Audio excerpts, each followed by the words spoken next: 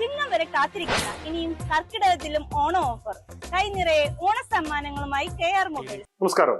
കളഞ്ഞു കിട്ടിയ ആരുടെയോ സ്വർണം കയ്യിൽ കിട്ടിയപ്പോൾ അത് ഉടമയ്ക്ക് തിരിച്ചു നൽകണമെന്ന സത്യസന്ധത ഈ ഹോം കാർഡിന് തോന്നിപ്പിച്ചത് ഈ അമ്മയുടെ നല്ല മനസ്സിന്റെ നന്മയാണ്.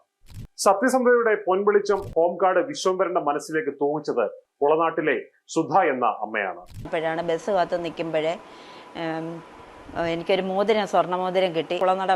കുളനട വന്ന പോലീസുകാരനെ കണ്ടപ്പം പോലീസുകാരൻ്റെ കയ്യിൽ കൊടുത്തു. അദ്ദേഹം എന്നോട് പറഞ്ഞു പോലീസ് സ്റ്റേഷനിൽ കൊണ്ട് കൊടുക്കാം. ഞാൻ പറഞ്ഞു വേണ്ട, സാറ് തന്നെ അങ്ങ് എടുത്താട്ടെ, എനിക്ക് ഇനി ഇപ്പം ബസ്സൊന്നുമില്ല വീട്ടിലോട്ട് വരാന്. പന്തളം പോലീസ് സ്റ്റേഷനിലെ ഹോം കാർഡ് വിശ്വംഭരന്റെ സത്യസന്ധതയ്ക്ക് പിന്നിലെ യഥാർത്ഥ നന്മമരം ഈ അമ്മയാണെന്ന് അറിയുക. സത്യസന്ധതയുടെ കഥ പുറംലോകം അറിയുമ്പോൾ ഈ കഥയ്ക്ക് പിന്നിലെ അമ്മയുടെ നല്ല മനസ്സ് പുറത്തു കൊണ്ടുവന്നത് പ്രൈം ന്യൂസ് ആണ്. സത്യസന്ധതയ്ക്ക് പിന്നാലെ അറിയപ്പെടാതെ പോയ സത്യസന്ധതയുടെ ആ നന്മമരത്തിന്റെ കഥ കേൾക്കുക.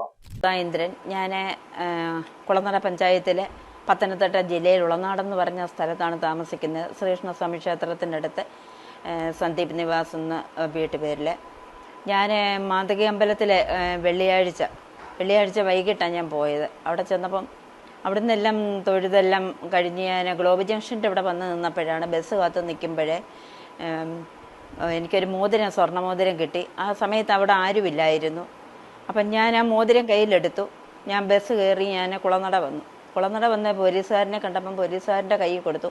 അദ്ദേഹം എന്നോട് പറഞ്ഞു പോലീസ് സ്റ്റേഷനിൽ കൊണ്ട് കൊടുക്കാം. ഞാൻ പറഞ്ഞു വേണ്ട, സാറ് തന്നെ അങ്ങ് എടുത്താട്ടെ, എനിക്ക് ഇനി ഇപ്പം ബസ്സൊന്നുമില്ല വീട്ടിലോട്ട് വരാന്.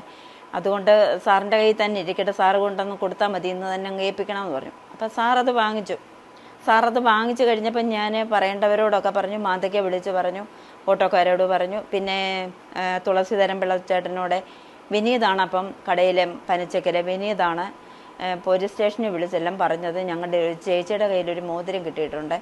ആ മോതിരം ആരാ തിരക്ക് വരുന്നതെന്ന് വെച്ചാൽ അതിൻ്റെ ഉടമസ്ഥരെ കണ്ടെത്തി അത് കൈപ്പറ്റുകയാണെങ്കിൽ ചേച്ചിയെ അറിയിപ്പിക്കണം എന്നെല്ലാം പറഞ്ഞു.